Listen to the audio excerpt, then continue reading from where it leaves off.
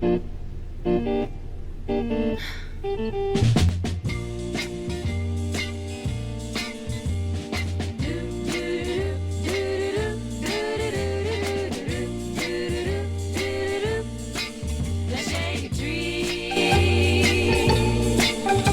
vous, j'espère que vous allez bien. Moi ça va, c'est pas du tout parce que j'ai fait une remise en question de toute ma vie que je me suis reteint les cheveux. Aujourd'hui je suis très contente de vous retrouver dans cette vidéo parce que on va me juger fort. Je pars en recherche de mes plus vieux carnets de dessin, à mon avis je dirais de mes 14 ans jusqu'à maintenant.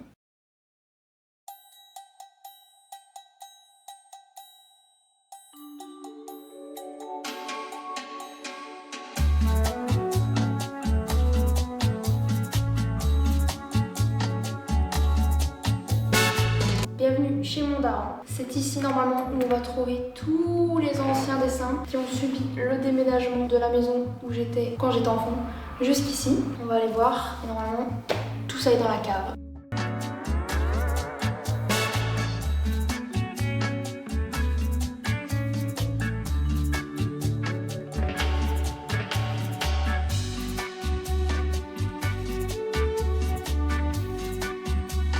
Alors lui, je pense vraiment que c'est le tout premier carnet de dessin que j'ai eu dans ma vie. Et voilà, je vais essayer de parcourir ça assez vite parce que je pense que ça va pas du coup être les dessins les plus pertinents, ceux quand j'avais 12 ans.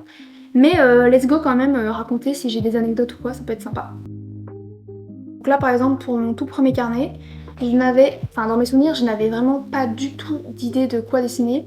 J'avais pas un objectif en tête, à l'époque vraiment j'ai commencé à dessiner comme ça, spontanément. J'étais fascinée par des vidéos sur YouTube.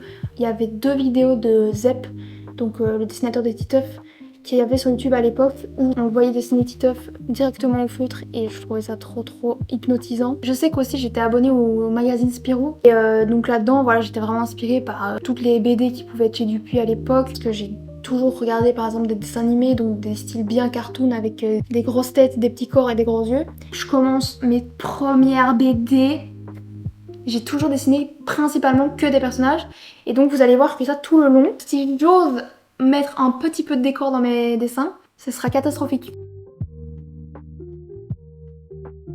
Je crois que je devais avoir 15 ans là. Je rentrais dans ma première école d'art et je me souviens qu'à l'époque j'avais une camarade de classe qui faisait énormément de fanart.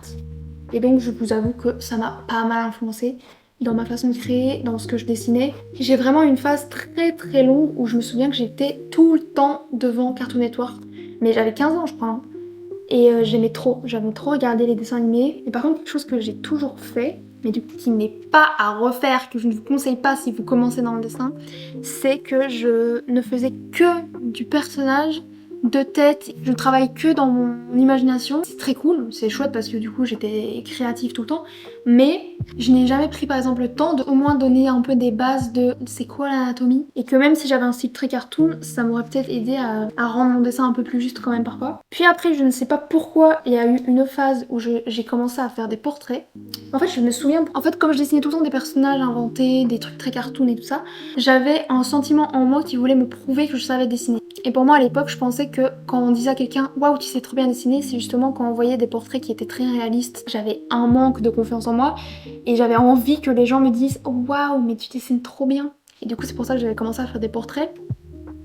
Mais là je commence à être un peu moins régulière sur papier je pense, parce que on va rentrer dans la phase où je vais découvrir ma tablette graphique. Il faut savoir que j'ai commencé avec une tablette graphique de la marque Ion, qui était vraiment de la taille d'une télévision, donc à chaque fois je me trimballais avec mon énorme télé, plus il faut savoir qu'elle était obligatoirement reliée à mon PC avec des câbles, je n'en pouvais plus. Bref, ça c'était pour les détails techniques. Alors j'ai essayé de regrouper un maximum de vieux dessins que j'ai retrouvés dans des disques durs de l'époque. C'est sûr que là on doit être à partir de mes 16-17 ans.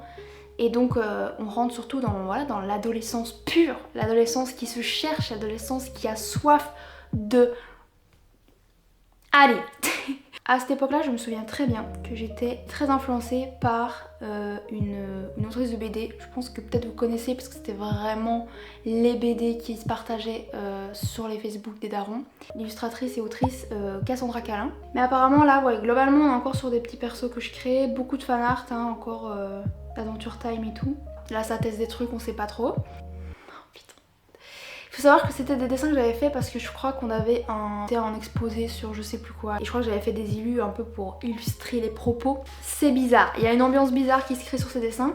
Bon, l'anatomie, en fait c'est ça, je sais même pas en fait si je... Parce que encore mes dessins d'avant j'étais vraiment toute petite donc bon. Mais là c'est la preuve que à aucun moment je me suis dit peut-être ce serait pas mal de regarder des petits tutos, comment est le corps humain ou même faire des petits croquis d'observation. Là tous les dessins, j'avoue qu'il y a des influences qui viennent de partout. Par exemple il y a une artiste qui s'appelle Céleste sur Instagram que j'adorerais ses dessins. Voilà, comme je vous disais on était dans la période de l'adolescence donc forcément ça parle beaucoup de love, ça parle beaucoup de j'ai des problèmes quoi. Ah là par contre ça c'est sympa.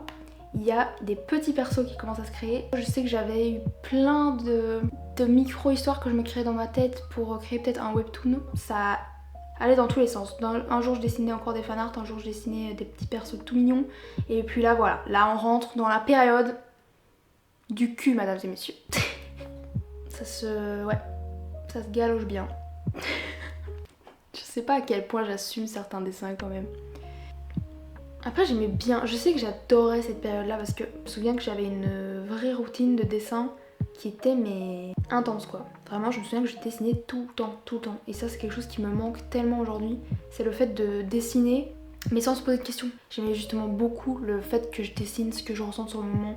Et même si voilà aujourd'hui ça paraît très niais. C'est juste que maintenant c'est drôle comme justement en grandissant je me rends compte que je vais plus avoir chaque fois le regard et le jugement de est-ce que le dessin il est bien, est-ce que la compo elle est bien, est-ce que tout est bien, plus que est-ce que en fait moi j'ai kiffé le faire quoi.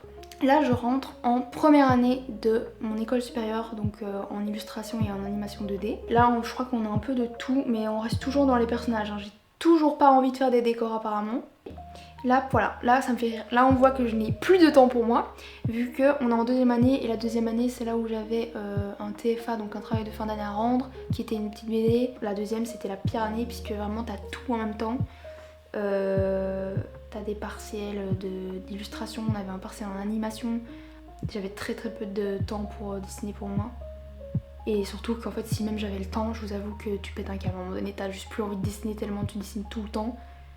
Et on arrive en troisième année, donc 2023. Alors les décors que vous voyez, c'est des décors que j'ai fait pour notre TFE, donc notre travail de fin d'études. Donc moi je m'occupais de la colorimétrie des décors, donc j'avais en gros ma pote qui faisait les croquis et tout. Et après moi je m'occupais de mettre en couleur quoi, et mettre l'ambiance sur les décors. Et donc là justement cette année-là j'avais le TFE en même temps, j'avais un stage aussi en même temps de 3 mois dans une entreprise. J'adorerais dessiner et prendre le temps de dessiner des décors du coup quand je rentrais chez moi. Et je pense que je m'étais toujours retenue jusque là de dessiner des décors parce que je me disais oui mais j'y arriverai pas, c'est super compliqué, il y a la perspective, tout ça, ça fait peur à tout le monde je pense la perspective globalement. Une fois que t'as compris le principe de la perspective, les points de fuite, tout ça, je pense que ça va, tout le monde est capable. Et après en fait c'est qu'une question de détail, de à quel point tu veux aller dans un style ou pas. Et je trouve que c'est un tout autre kiff que dessiner des persos. Le petit Inktober que j'avais commencé l'année passée avec de petits personnages qui sont adorables, je les adore, ils sont trop mignons. Mais là je pense qu'on est en fait à la fin. J'ai trop kiffé. En vrai cette vidéo elle me fait plaisir parce que en fait revoir des anciens dessins de soi-même ça fait tellement du bien que tu te vois évoluer et ça c'est trop kiffant. Alors, en vrai c'est trop marrant de voir qu'on a tous des phases et des périodes où on dessine des trucs très précis. Sur ce, j'espère que cette vidéo vous aura plu, j'ai trop kiffé la faire. N'hésitez pas à vous abonner si vous avez kiffé la vidéo. Et on va continuer à dessiner. On refait la même vidéo dans 5 ans? Dis-le.